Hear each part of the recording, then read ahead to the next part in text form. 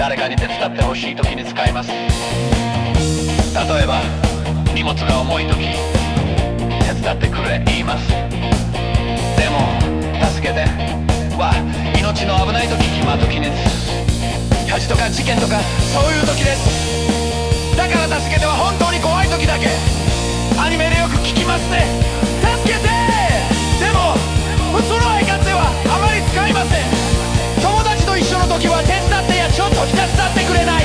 日本語では静かにお願いすることが多いです。びっくりさせないようにね。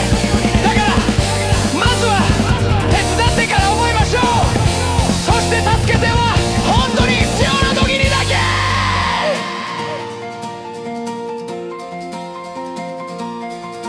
Real life's not like anime. Use the right words when you say.